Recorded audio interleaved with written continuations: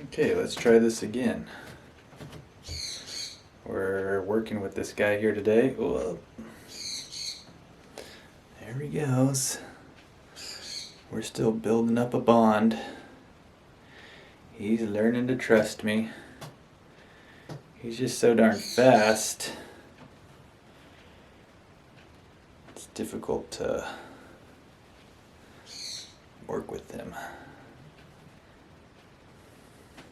Get him out consistently.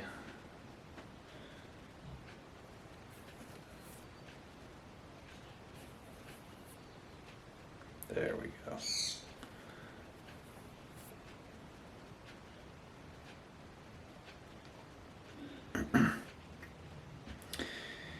Here he is. Hopefully as he gets bigger, he'll be a little bit more easy to manage. No guarantees. But that's the hope. As he's bigger, be a little bit easier to hold on to and less worries about him escaping somewhere. Down some tiny crack in the wall or who knows where. Whoa.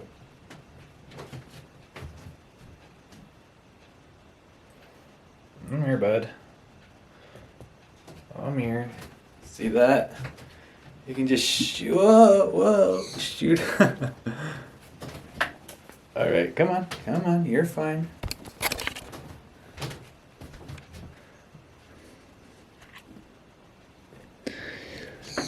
This is okay.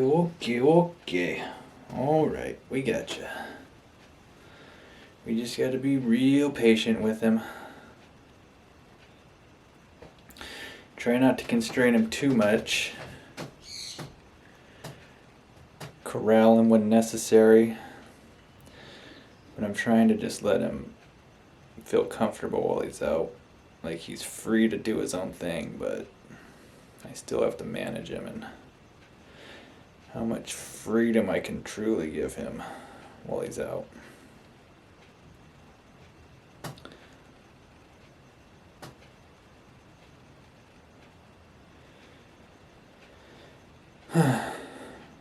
His setup right now is rather elaborate. It's probably not the best idea for taming him down and socializing him. It's because it's a little difficult to get in and grab him without him running and hiding somewhere. But I like having him have a nice comfy home. And we're gonna play the patient game here. Patiently just have positive interactions. You'll gradually get used to the idea that this isn't so bad. Being taken out to being handled.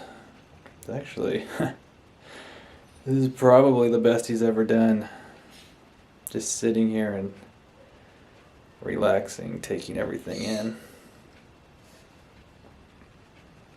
Which is good. Usually the opposite happens when you turn on the camera. Usually you think somebody's going to behave and they turn into a little Tasmanian devil. Good job, bud. See, it's not so bad. It's not so bad.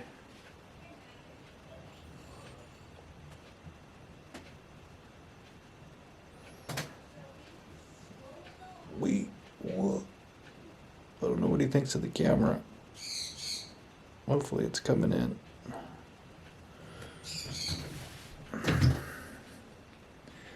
Whoop, and he's off. And he's off. Where you going, bud?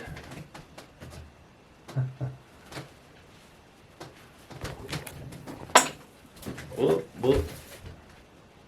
Come here. Come here.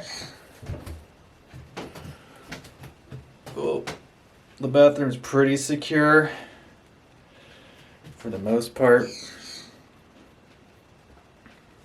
So don't worry too much about him jumping down. That's part of the process, is not freaking out too much when he leaps off of you and starts darting out. You want to keep your composure to help influence him to keep his composure. The more you freak out, the more he's going to get freaked out. The more you can keep your cool, the more they're likely to keep their cool. And it's understandable that he's nervous. He's a tiny little lizard that has to evade a lot of predators out in the wild. Everything would be trying to eat this guy. So he's got to kind of disassociate me with the giant predator. And that I'm just a harmless giant. I'm just a harmless giant, buddy. A harmless giant. Just wants to say hi. There we go. That looks good.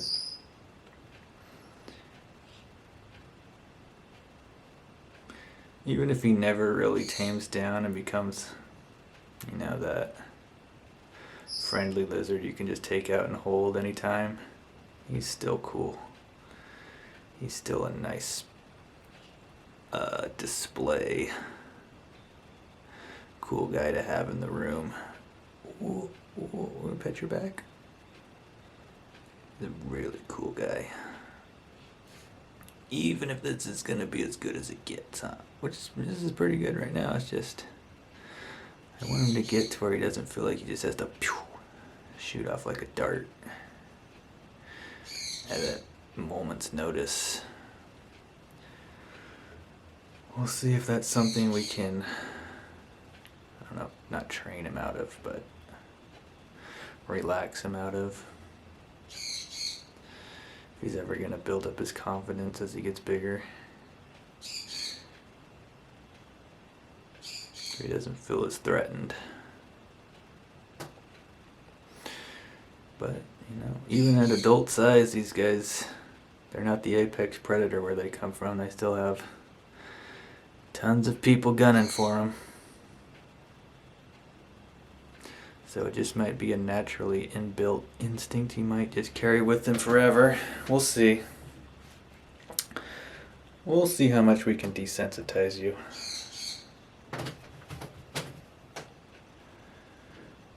I have no previous experience with this species. This is all my first time learning experience with these guys, so I'm learning as I go too.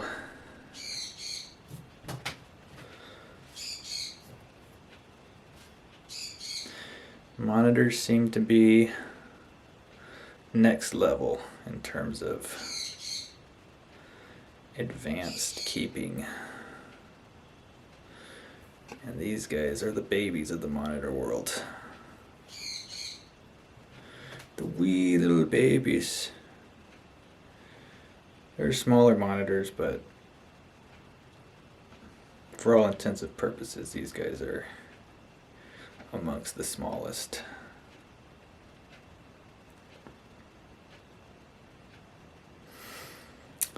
I did have an ornate monitor a while back, but at the time he was just too much for me to handle. I was going through some stuff and had to rehome him.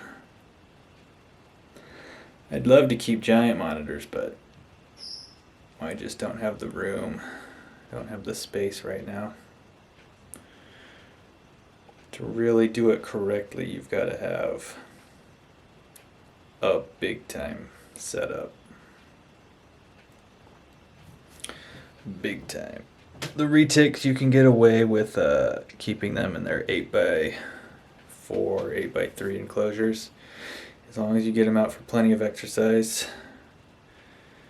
You get them out and exercise them, they're more than willing to go back into their bedroom to sleep for, considerable amount of time. Monitors, you can't do that. Monitors are very active animals. This guy's got a pretty decent sized cage for his size. 6 foot tall. I think it's like 3 foot deep. It's not very wide, it's only like 2 feet wide. But it's working for him. We'll build him something better. I'm not too happy with this setup right now. Future plans are in the making.